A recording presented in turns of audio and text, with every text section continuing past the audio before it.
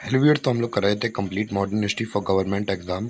और अभी तक हमने कहाँ तक पढ़ लिया था? तो भैया हमने आईएनसी की इस्टेब्लिशमेंट देख ली थी, बंगाल पार्टीशन कर लिया था, मुस्लिम लीग की इस्टेब्लिशमेंट कर ली थी, सूरत स्प्लिट कर लिया था, अमृतसर सेशन हो गया था, और हमारी इंडियन काउंसिल एक्ट 1909 हो गई थी, दिल्ली दरबार हो गया था। और हम अब डिस्कस कर रहे थे एडवेंट ऑफ महात्मा गांधी, गांधी जी कैसे आए थे।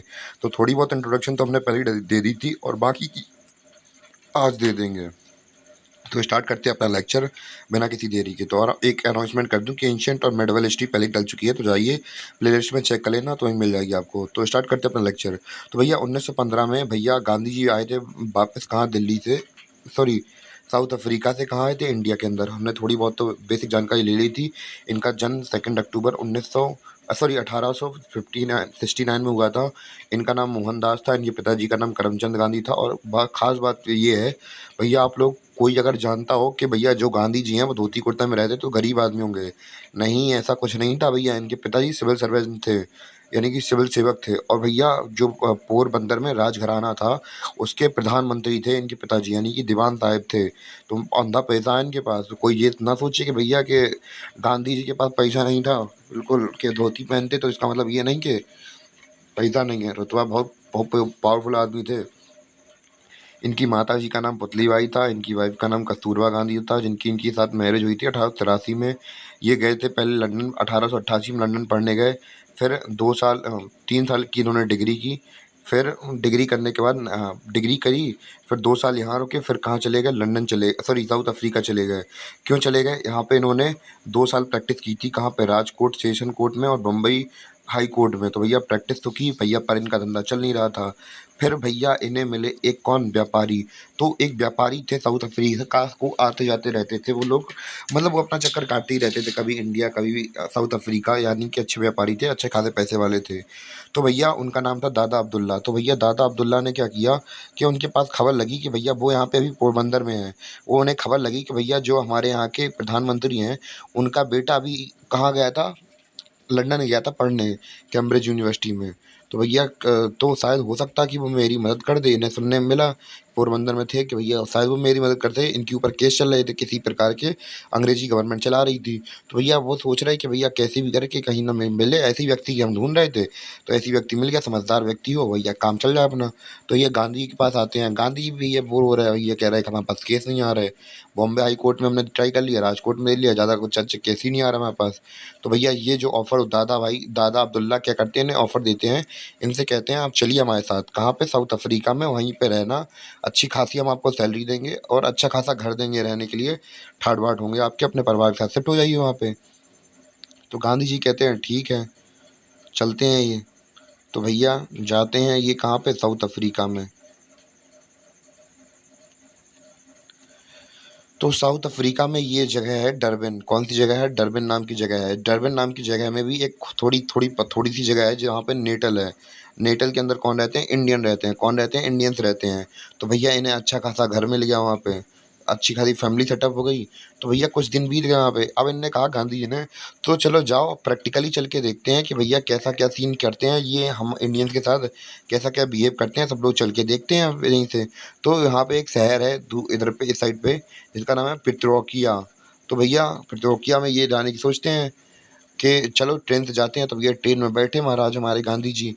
गांधी ट्रेन में बैठे, जैसे ही बैठे तो ट्रेन एक स्टेशन आगे बढ़ी। कहाँ पे? पीटर मिस्टनबर्ग में पहुंच गई इनकी ट्रेन। तो भैया वहाँ पे स्टेशन में एक टीटी चढ़ा। टीटी ने देखा कि भैया एक काला आदमी, कोट पैंट पहने, ऊपर टोपी लगाए, गांधी जी टोपी लगाए बैठे वहाँ पे। तो भैया जैसे ही उसने देखा, पकड़ा और वो धक्का दे के नीचे उतार दिया। और भैया गांधी जी को भैया बड़ी ह्यूमिलेशन हुई। अरे भैया कोई यार, इतने सम्मानित आदमी, इतने मतलब अमीर खानदान के लाडले हैं वो, और तुम इनके साथ इतनी बदतमीजी कर रहे हो। तो भैया उन्हें एक ह्यूमिलेशन लगी और उन्होंने कहा कि भैया, पता था ही कि भैया एपेटाइट सिस्टम चल रहा है, कि ये काले गोरे का भेद है।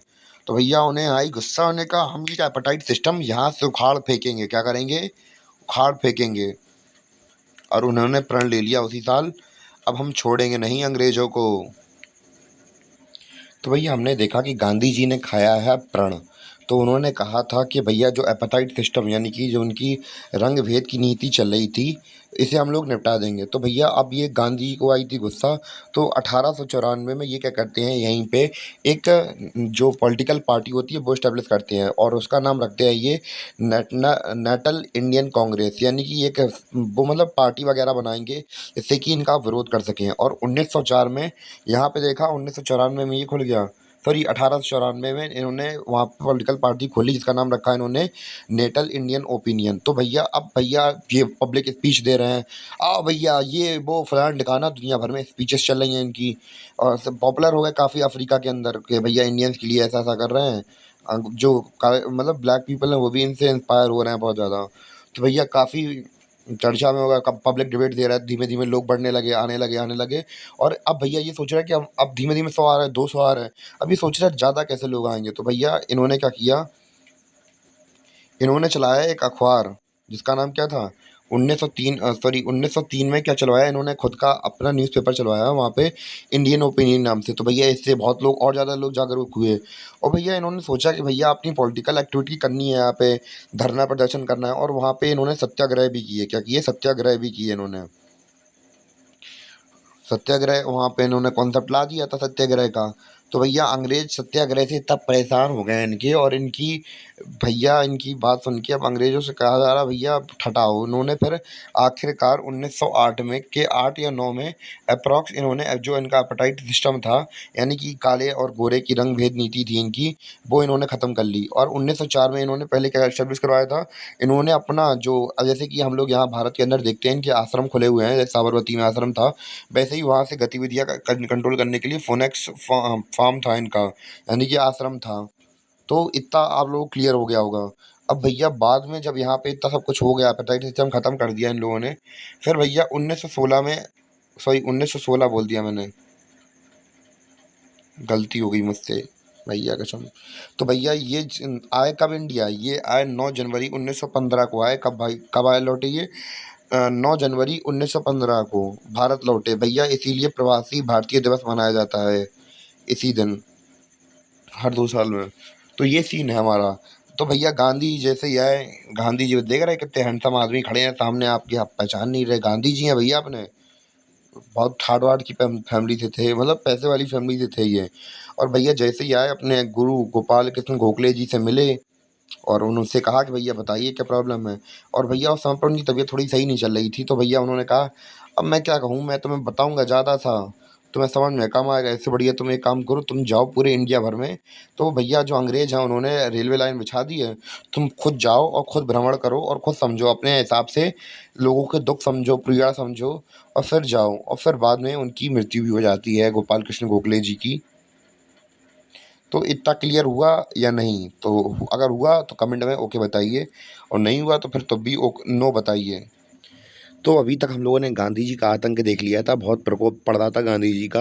तो भैया मजाक कर रहा हूँ, आतंक आतंक नहीं था, अच्छे आदमी थे। तो भैया हमने गांधी जी के बारे में काफ़ी कुछ पढ़ लिया था, अब थोड़ा बहुत अब बचा है। तो जी वाला जो हमारा टॉपिक है होम रूल लीग मूवमेंट वाला, इसको और एक लखनऊ पैक्ट वाला है उसको, नहीं एक से जी वाला वीडियो हम लोग तो निपटा देंगे, फिर इसके बाद गांधी के साथ कंटिन्यू चलेंगे। तो ये वाला भी इवेंट बहुत इंपॉर्टेंट है। तो 1916 में होता है क्या, होम रूल लीग मूवमेंट चलाया जाता है। इसमें होता है, डिमांड ये थी भैया हमें आधा स्वराज दे दो, क्या दे दो, डोमिनियन स्टेटस दे दो। यानी कि कहने का मतलब ये था कि भैया भले ही चाहे जो ब्रिटिश पार्लियामेंट है वो क्या बना ले, लॉस वगैरह बना लो, हमें कोई दिक्कत नहीं है। हमें केवल आप एडमिनिस्ट्रेटिव पावर दे दो, यानी कि वाइसरॉय इंडियन कर दो, जो यहाँ की आर्मी है, आर्मी जनरल है वो इंडियन कर दो, पुलिस वाले हैं वो इंडियन कर दो, यानी कि सब इंडियन कर दो। बस केवल रूल आपको करना है। तो भैया आप लोग बनाइए, ब्रिटिश के अंदर बैठ के अपने कानून बनाइए और यहाँ पे भेजिए। तो भैया इनकी डिमांड ये थी, यानी कि आधा स्वराज चाहिए था इन्हें। और भैया कौन कौन चला रहे थे, दो लोग चला रहे थे, बाल गंगाधर तिलक और एनी बेसेंट चला रहे थे। और हम लोग बात करें कि इनके, अब भैया मॉडरेट से थी हमारी एनी बेसेंट। मॉडरेट तो हमें पता ही है भैया, पिटीशन वगैरह डाल के ये सब काम करवाते थे। और भैया हमारे बाल गंगाधर तिलक थे भड़कीले, बहुत ज़्यादा गरम दल के नेता थे। तो भैया इन्होंने कहा कि भैया हम आपके साथ तो काम नहीं कर पाएंगे, तो हम अपना अलग चलाएंगे, आप अपना अलग चलाना। तो भैया इन्होंने अपने जो movement home rule sorry, home rule league movement था। इन्होंने Indian home rule league movement के नाम से इन्होंने अपना प्रसिद्ध कर लिया, और इनका तो होम रूल लीग मूवमेंट था ही। तो बस ये वाला सीन स्टार्ट हो गया इनका। तो भैया अब जो हमारे बाल गंगाधर तिलक हैं कहाँ से ऑपरेट कर रहे हैं, ये पुणे से, कर्नाटक से, और इन बरार और मध्य प्रदेश, इतने इलाके इनके हैं। किनके हैं? बाल गंगाधर तिलक के। कि इतने बड़े इलाके के अंदर इन्हें क्या करना है, मूवमेंट चलाना है और अंग्रेजों से आधा स्वराज मांगना है, प्रमोशन करना है अपने मूवमेंट के बारे में काफ़ी ज़्यादा। और भैया अब अकेला आदमी इतना सबको तो कर नहीं पाएगा, तो इनको चाहिए पड़ेंगे साथी। तो भैया इनके साथी कौन होंगे? इनके साथी होंगे एनसी केलकर। कौन? एनसी केलकर। और होंगे कौन? जोसेफ बपिस्ता। तो भैया जो हमारे जोसेफ साहब हैं, ये कोई अंग्रेज नहीं है। तो भैया ये यहीं के इंडियन क्रिश्चियन हैं। ये कोई विदेश वगैरह से नहीं है, इंडियन ही है। और भैया जो हमारे बाल गंगाधर तिलक थे, इनका मूवमेंट कब स्टार्ट हुआ? इनका मूवमेंट हुआ अप्रॉक्स वही अप्रैल मार्च के अप्रॉक्स इनका स्टार्ट हो गया था 1916 में। और जो हमारी एनी बेसेंट थी, इनका मूवमेंट कब चालू हुआ था? सितंबर 1916 में हो गया था। यानी कि थोड़ा आगे पीछे का अंतर था, वरना बाकी सब बराबरी चल रहा था। और बाकी का जो इंडिया का हिस्सा बचा, वो किसे न संभालना था? एनी बेसेंट को संभालना था। तो भैया अब मूवमेंट फैलाएं तो फैलाएं कैसे? दिक्कत तो ये है। अब भैया इनकी तो मदद कर रहे थे एनसी केलकर और जोसेफ बपिस्ता। अब इनकी मदद कौन करेगा इनिवेशन की? तो भैया हमारे यहाँ पे एक बहुत फेमस क्लासिकल डांसर है, जिनका नाम है रुक्मणी अरुंदले, नाम सुना होगा उनका नाम। तो भैया जो उनके उनके ही पति थे ये जॉन अरुंदले, तो ये भी भैया आयरिश मैन थे। और हाँ, इनिवेशन के बारे में एक बार बता दूं कि भैया ये इन्होंने काफ़ी समय तक ये आयरलैंड में रही हैं, तो वे आयरिश कह सकते हैं इन्हें। या फिर इनका जन्म कहाँ हुआ था? ब्रिटेन के अंदर हुआ था। इन्हें ब्रिटेन भी मतलब ब्रिटेन का निवासी भी मान सकते हैं। तो ये भी ये क्या थी? मतलब समाज सुधारक थी। और जॉर्ज अरुंदले अरुंडले भी क्या हमारे समाज सुधारक थे। और सीपी रामास्वामी अय्यर और बीपी वाडिया, तो इन लोगों ने इनकी हेल्प की, एनी बेसेंट की। तो ये सीन हमें देखने को मिल रहा था भैया। बड़े लेवल पर आपको अगर कोई चीज़ फैलानी होती है, तो भैया न्यूज़पेपर, कुछ मीडिया, कुछ ऐसा कुछ तो चाहिए पड़ता है ना। तो भैया अब जो हमारे बाल गंगाधर तिलक हैं, इनके भैया दो न्यूज़पेपर चलते थे। कौन कौन से? केसरी और मराठा। केसरी जो था वो कौन सी भाषा में चलता था? वो मराठी भाषा में चलता था। और जो मराठा था वो अंग्रेजी भाषा में चलता था। तो इतना क्लियर हो गया आपको। और जो हमारी एनी बेसेंट थे, इनके भी भैया दो न्यूज़पेपर थे। कौन कौन से? एक तो था न्यू इंडिया और दूसरा था कॉमनवेल्थ। तो इतना क्लियर हो गया। और बाद में फिर भैया ये अलग-अलग डिमांड करेंगे, तो बाकी अब हमारा यहीं तक था आज का लेक्चर। बस यहीं यहीं से ये लोग मूवमेंट चलाएँगे और कैसे अंग्रेज़ों की दम में उँगली नाक में दम करेंगे, तो हम लोग आगे चल के लेक्चर में समझेंगे। और आज का वीडियो केवल यहीं तक था। मिलेंगे अपने अगली वीडियो में। थोड़ा बहुत रिवाइज़ भी कर लेते हैं लगे-लगा, या फिर चलते-चलते, या फिर टहलते-टहलते, या जो भी आप लोग मानिए।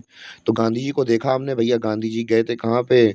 अफ्रीका गए थे भैया। इनके बारे में थोड़ा बहुत इंट्रोडक्शन देख लिया था, कब ये पैदा हुए थे, इनके पिताजी का खानदान देखा था, बहुत बड़े आदमी थे भैया ये। और इन्हें दादा अब्दुल्ला मिलते हैं, वो कहते हैं भैया आओ हमारे साथ चलना, वहाँ पे हमारा थोड़ा केस वगैरह निपटाना अंग्रेजों के साथ, हमारी हेल्प कर देना, हम तो वहीं पे रहने के लिए दे देंगे। तो भैया वहाँ जाते हैं, वहाँ थोड़ी इनकी गांधी जी की बेइज्जती होती है भैया, ह्यूमिलेशन करते हैं, क्योंकि ये काले थे तो भैया इन्हें बुरा लगता है। तो भैया इन्होंने कहा इनका एपेटाइट सिस्टम खत्म करवा देंगे। फिर भैया वहीं पे नेटल कांग्रेस नाम से वो पार्टी बनाते हैं अपनी। पार्टी बनाने के बाद अपना अखबार खोलते हैं। अखबार खोलने के बाद अपना फीनिक्स फार्म खोलते हैं, यानी कि वहाँ पे अपना आश्रम बनवाते हैं। वहाँ पे आश्रम बनवाने के बाद भैया धीमे-धीमे क्या होता है कि उन जितने सत्याग्रह कर लेते हैं वहाँ पे, इतने सत्याग्रह कर लेते हैं, अंग्रेज इनसे परेशान होके जो एपेटाइट सिस्टम होता है वो बंद ही कर देते हैं। फिर हमने होम लीग मूवमेंट के बारे में देखा कि भैया कैसे-कैसे जो हमारे बाल गंगाधर तिलक थे और एनी बेसेंट थी, वो कैसे-कैसे काम कर रही थी।